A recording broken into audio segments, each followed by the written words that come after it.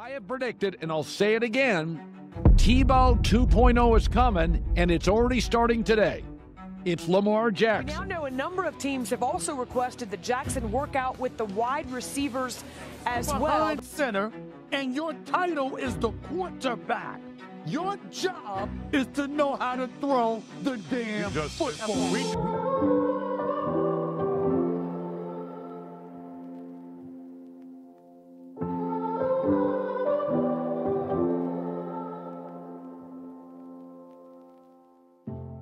Trop frêle, trop brouillon, pas fait pour être quarterback. Depuis qu'il a touché un ballon, il a été jugé, critiqué.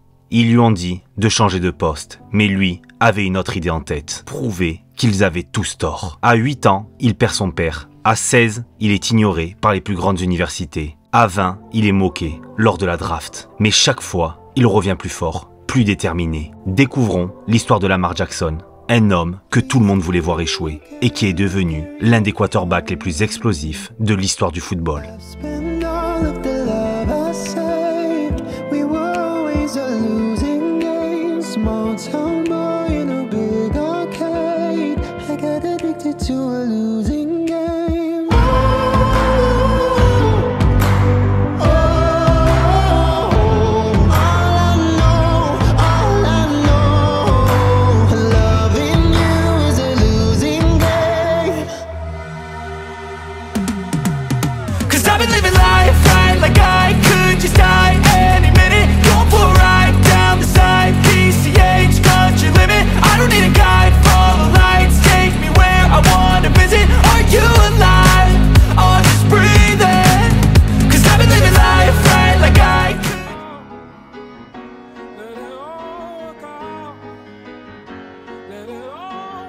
Né en 1997 en Floride, Lamar Jackson vivait dans un quartier réputé comme dangereux. À seulement 8 ans, il va perdre son père et sa grand-mère le même jour. En une seule journée, le jeune garçon a perdu 2 piliers. Ce choc, aussi brutal qu'incompréhensible pour un enfant, va lui forger un mental hors du commun.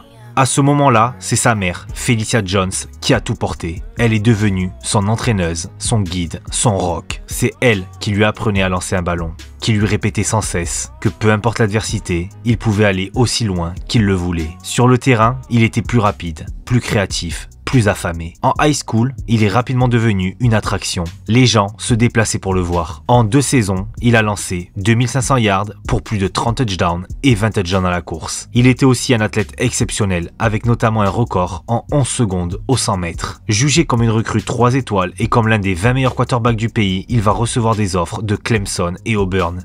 Mais finalement, il va accepter de rejoindre Louisville, qui va lui offrir une meilleure garantie sur son temps de jeu. Mais surtout, la seule école qui ne lui a pas parlé d'un éventuel changement de poste en tant que receveur ou running back. En 2015, pour sa première saison, il va partager le poste de quarterback avec Kyle Bolin. Il participera à 12 matchs, dont 8 comme titulaire. Dans un premier exercice assez moyen, il aura accumulé 1800 yards à la passe pour 12 touchdowns et 8 interceptions.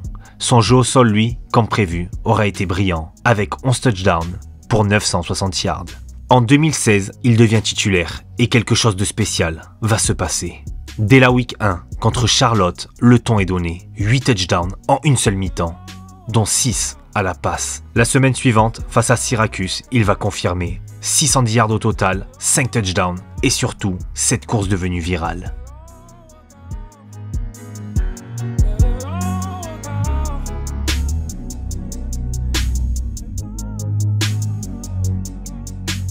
Le buzz commence, mais Lamar, lui, reste concentré. Il sait que le plus gros test arrive. Et ce test, c'est Florida State, l'une des meilleures équipes du pays, classée numéro 2 à ce moment-là. Personne ne donne Louisville gagnant. Mais ce jour-là, Lamar va tout simplement les pulvériser. 63-20, une démonstration, 4 touchdowns au sol, 1 à la passe et des défenseurs complètement dépassés. Ce match-là, c'est celui qui le propulse en tête de la course au Heisman Trophy. À partir de là, c'est une course contre l'histoire. Match après match, Lamar enchaîne les performances hallucinantes, des passes millimétrées, des courses irréelles, des feintes de corps qui laissent les linebackers sur place. Il n'est pas juste un quarterback, il est une anomalie, un problème pour toutes les défenses du pays. Au total, il aura cumulé 51 touchdowns sur la saison, 3543 yards à la passe, 1571 à la course, Des chiffres qui donnent le vertige. Lamar devient le premier joueur de l'histoire à cumuler plus de 3 milliards à la passe et 1500 à la course en une seule saison. Du jamais vu. Et à tout juste 19 ans, il devient le plus jeune vainqueur du trophée Heisman. Mais cette saison 2016, ce n'est pas seulement des stats, c'est une atmosphère. Chaque fois que Lamar touchait le ballon, le stade retenait son souffle. Chaque action pouvait devenir un moment légendaire. Il jouait avec une telle intensité, une telle liberté, qu'on avait l'impression d'assister à quelque chose de spécial. Certains diront que son équipe a terminé la saison avec 3 défaites et qu'ils n'ont pas été en play-off. Mais soyons clairs, cette saison-là, le joueur le plus marquant du pays, c'était Lamar. Il a mis son école sur la carte, il a redéfini ce qu'un quarterback pouvait être. Il a inspiré toute une génération de jeunes joueurs à croire qu'ils n'avaient pas besoin de rentrer dans une case pour réussir.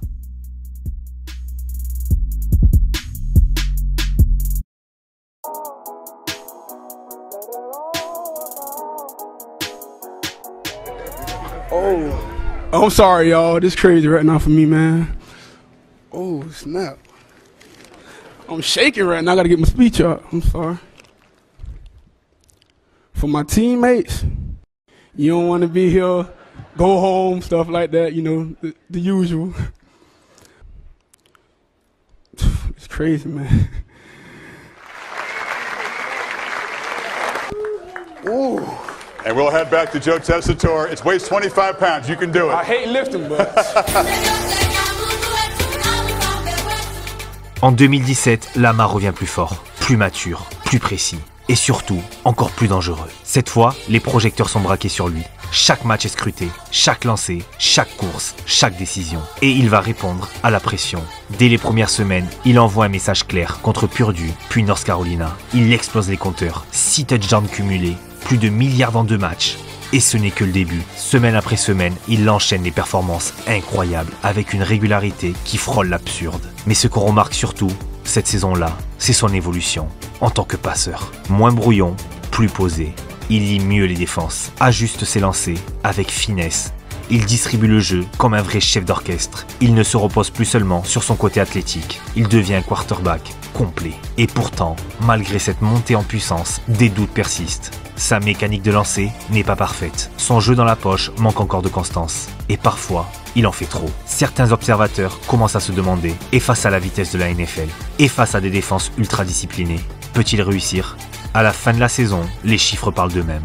3600 yards à la passe, 27 touchdowns, seulement 10 interceptions. Et devinez quoi? Il ajoute encore 1600 yards au sol et 18 touchdowns dans la foulée. Encore une fois, il dépasse les 5 milliards. Encore une fois, il est dans la course au Heisman.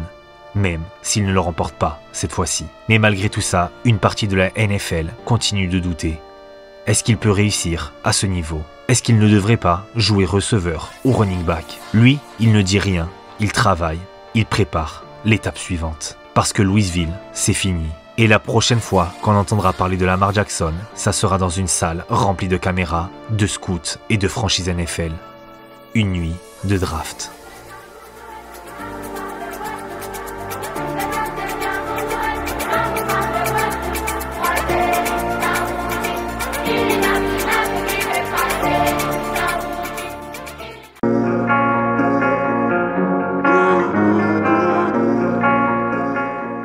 Malgré un titre de Heisman remporté en 2016 et des stats assez folles avec Louisville, Lamar est ignoré par la majorité des équipes au premier tour. Plusieurs franchises à la recherche d'un quarterback, comme les Jets, les Bills et les Cardinals, préfèrent miser sur d'autres profils plus classiques. Certains analystes vont même jusqu'à lui proposer de changer de poste. Finalement, il est choisi en 32e position par les Ravens de Baltimore. Un choix que les Ravens sont allés chercher via un échange. Pour sa première saison, il sera la doublure de Joe Flacco. Une aubaine pour lui qui aura la chance d'apprendre avec un quarterback expérimenté sans avoir la pression d'être jeté dans le grand bain. Il participera à quelques fins de match et lancera même sa première passe de touchdown contre les Panthers dans la défaite des siens 36-21.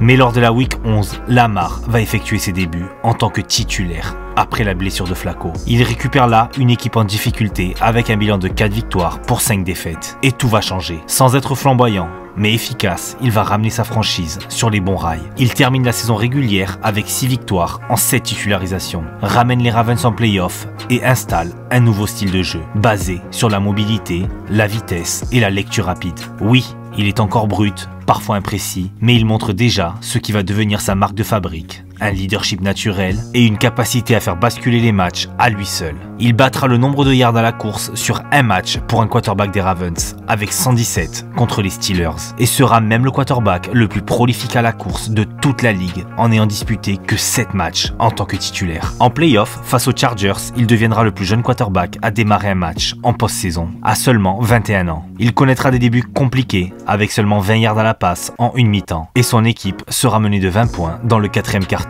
Mais avec un Lamar en feu dans le second acte, les Ravens vont reprendre espoir, grâce aux 150 yards à la passe de leur jeune quarterback en seconde mi-temps, mais insuffisant pour recoller au score. À la fin de la saison 2018, l'équipe d'entraîneurs des Ravens a décidé d'abandonner la stratégie offensive conçue pour Joe Flacco et d'adopter une nouvelle philosophie offensive centrée sur les compétences spécifiques de Lamar Jackson. Cette philosophie incluait la modification de chaque stratégie et la sélection de joueurs ou l'acquisition d'agents libres complémentaires aux compétences de Jackson.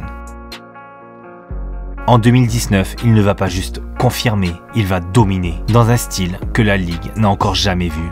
Dès la week 1, il envoie un message fort, 5 touchdowns à la passe contre les Dolphins, dans une performance où il affiche un rating parfait. Et pour ceux qui doutaient encore de son bras, il répond avec le sourire, pas mal pour un running back. Cette phrase deviendra virale, tout comme son jeu. Tout au long de la saison, Lamar révolutionne le poste de quarterback avec l'aide de Greg Roman, le coordinateur offensif des Ravens, qui ont construit un système taillé sur mesure pour lui. Red option, play action, motion constante et un jeu au sol destructeur. Résultat, 36 touchdowns dans la passe, meilleur total de la ligue, 1200 yards à la course, un record all-time pour un quarterback et une attaque classée numéro 1 en points marqués. Mais ce n'est pas juste les chiffres, c'est l'impression visuelle. Chaque semaine, Lamar ridiculise des défenseurs NFL avec des changements de direction, ses spins, sa vision de jeu. Il met les linebackers sur les fesses et les fans debout. En plus, il grandit en tant que passeur. Sa précision progresse, sa lecture aussi. Il distribue mieux les ballons, gère mieux le tempo, contrôle le match. À seulement 22 ans, il joue avec une maturité qui impressionne tout le monde. Les Ravens terminent la saison avec un bilan de 14 victoires et 2 défaites. Meilleure équipe de la NFL. Lamar est élu MVP à l'unanimité. Seulement le 2e joueur de l'histoire a réalisé ça, après Tom Brady en 2010. Un MVP jeune, humble, spectaculaire, un joueur qui ne rentre dans aucune case parce qu'il est tout simplement en train de créer la sienne.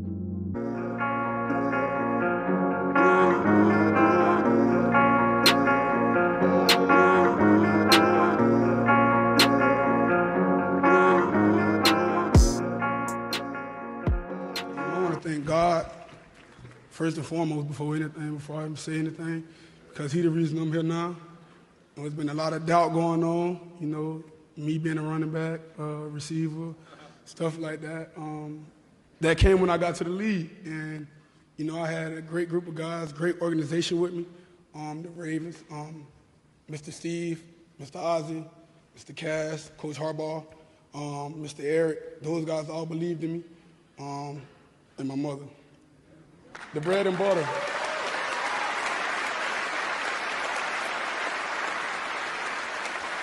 I didn't want to talk about the, you know, the doubters and stuff like that. I wanted to talk about the ones who believed in me because, you know, they was there from the start. And I want to thank all the coaches who ever coached me, you know, on this long journey. I want to thank my brothers, my brother, my sisters, and my teammates. They're my brothers too as well. You know, in the NFL, guys, because it's a unit at the end of the day. It's a business. But we family out the field. Thank you, guys.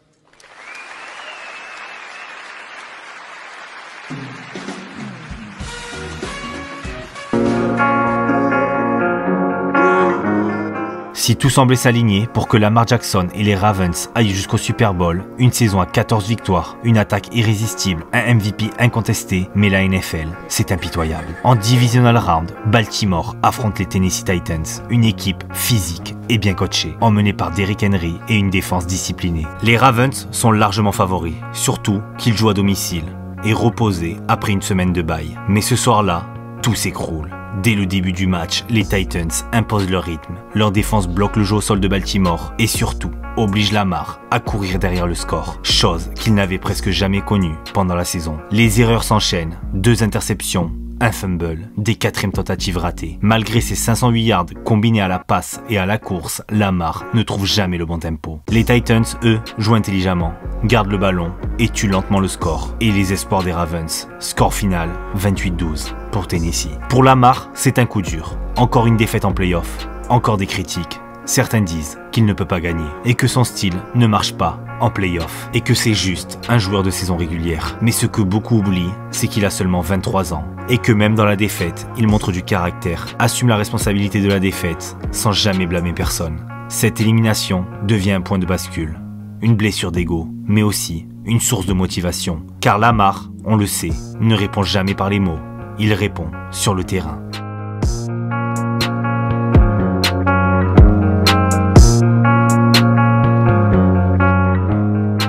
Après une saison MVP historique, tout le monde attend Lamar, au tournant, en 2020. Mais cette fois, les défenses sont prêtes. Elles ont passé l'été à disséquer le système des Ravens, à trouver des failles dans cette attaque unique. Et très vite, on sent que l'effet de surprise a disparu. La saison commence bien, mais pas avec la même magie. Les blessures s'accumulent en attaque, la ligne offensive est moins dominante, et les receveurs peinent à se démarquer. Le schéma offensif devient trop prévisible, et Lamar, souvent sous pression, a plus de mal à créer. Il contracte aussi la Covid-19, ce qui le force à manquer un match crucial contre les Steelers. Malgré tout, Lamar continue de lutter, et même dans les moments les plus durs, il garde cette capacité à retourner une situation à lui seul. Un moment symbolise sa saison, le Monday Night Football contre Cleveland. Il quitte le terrain avec ce qui semble être une blessure ou des crampes. Puis il revient en plein 4e quart-temps sur 4e tentative et lance un touchdown clutch pour la victoire des siens.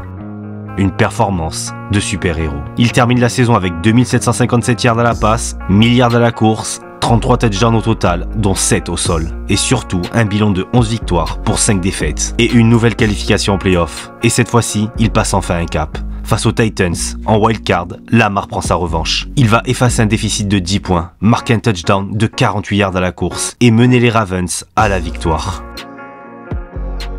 Premier succès en play-off pour lui, un vrai soulagement. Mais l'aventure s'arrête au tour suivant, contre les Bills. Baltimore s'effondre offensivement et Lamar sort sur une commotion en deuxième mi-temps. Fin cruelle, mais cette saison montre autre chose. Même dans l'adversité, il reste un leader, un battant.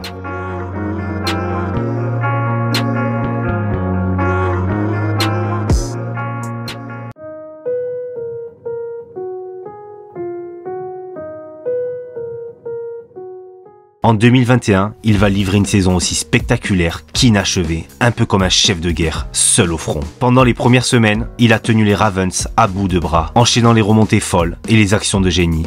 Il était partout, dans les airs, au sol, un véritable one-man show, avec un record en carrière face aux Colts. 440 yards à la passe et 4 touchdowns. Mais peu à peu, son armée a chuté autour de lui.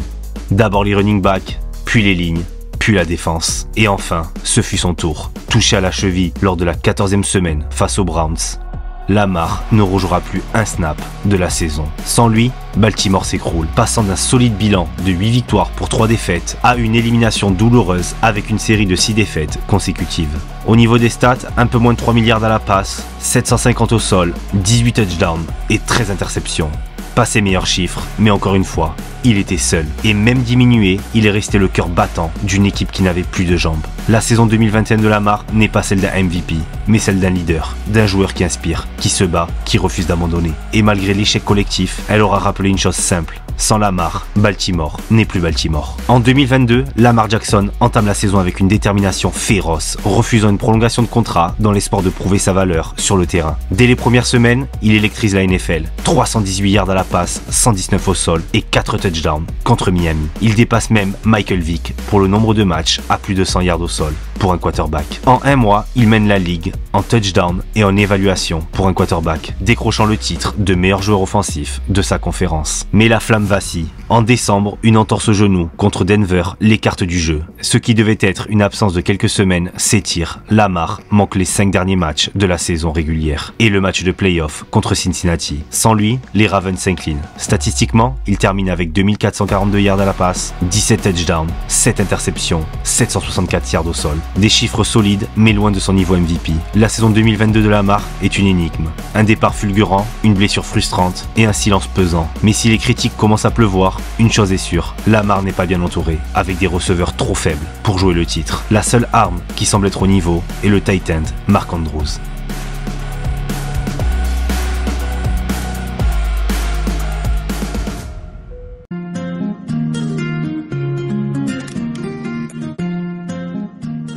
Le printemps 2023 marque un tournant décisif pour Lamar. Après des mois de négociations tendues, il signe enfin une prolongation de contrat de 5 ans avec les Ravens de Baltimore, d'une valeur de 260 millions de dollars avec 185 millions garantis. Ce contrat fait de lui le joueur le mieux payé de la NFL à ce moment-là, une reconnaissance de sa valeur et de son impact sur le jeu. Parallèlement, les Ravens renforcent leur escouade de receveurs pour soutenir leurs vedettes. Ils sélectionnent Zay Flowers au premier tour de la draft 2023, un receveur explosif de Boston College. Flowers ne tarde pas à faire ses preuves, établissant des records de franchise pour un receveur rookie, avec 77 réceptions et 858 yards, ainsi que 5 touchdowns. En plus de Flowers, Baltimore ajoute des vétérans comme Odell Beckham Jr. et Nelson Agholor, apportant expérience et profondeur à l'attaque aérienne. Sur le terrain, Jackson brille de mille feux. Il mène les Ravens à une saison régulière impressionnante, avec 13 victoires et décroche son deuxième titre de MVP. Son entente avec Flowers est palpable, le duo devenant rapidement l'un des plus redoutés de la ligue.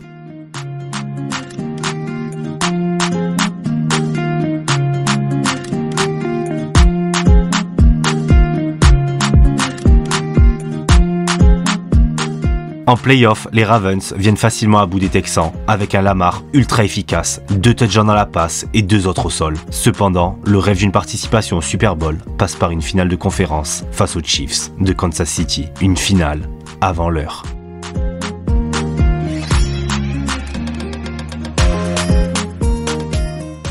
Dans un match défensif, Baltimore va commettre trop d'erreurs pour venir à bout du champion en titre. Lamar va systématiquement être mis sous pression et ne parviendra pas à redresser son équipe, qui va s'incliner de 7 points.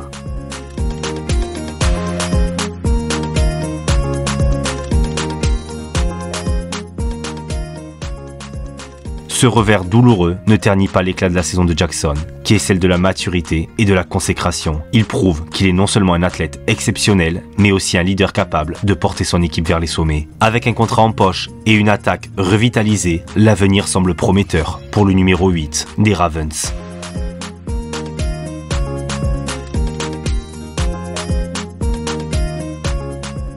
Yo, what up? What's up, man? Lamar, Peyton Manning here. To number 8, one of the greatest of the greats. Lamar, congratulations on a sensational 2023 campaign. Congratulations on your second NFL Most Valuable Player award. Yo, peace, Lamar, man. I just want to say congratulations. Congratulations, Lamar, dog, on your second MVP. Lamar Jackson, this is my second time giving you this freaking award. And it's amazing, brother. Most valuable player in the National Football League. You were absolutely phenomenal. You talk about Lamar. What I see is a one-of-one. Just the way that you've approached the game, the way that you've shown and given me love, the way that we could talk ball. You're a true leader, a true inspiration to generations. Your focus this whole season, the off-season, your whole career, to see where you at right now, the amount of attention that you put to detail, the amount of focus that you put in to just doing what you do best and in your craft has been unwavering for me. The guy has so many capabilities, so many talents. He makes things look so easy that aren't easy.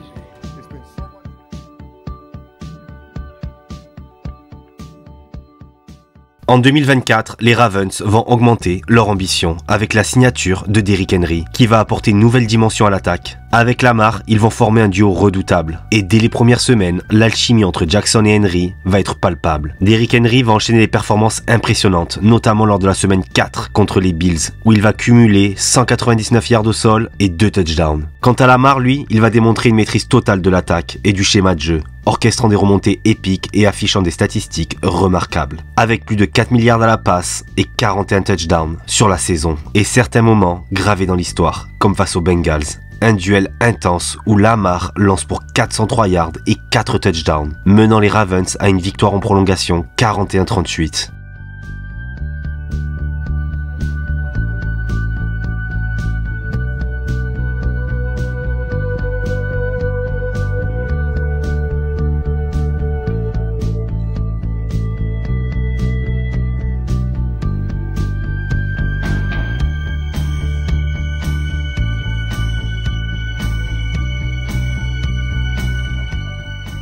ou encore face aux Commanders où il va cumuler 370 yards. En semaine 9 contre Denver, Jackson atteint un indice de passeur parfait pour la 4e fois de sa carrière, égalant le record NFL. Il terminera 2e au vote du MVP, derrière Josh Allen. En playoff, justement, dans un duel de MVP lors du Divisional Round, Lamar et les Ravens vont complètement s'écrouler et la saison de Baltimore va brutalement s'arrêter sur cette tentative de conversion à 2 points échappée par Mark Andrews.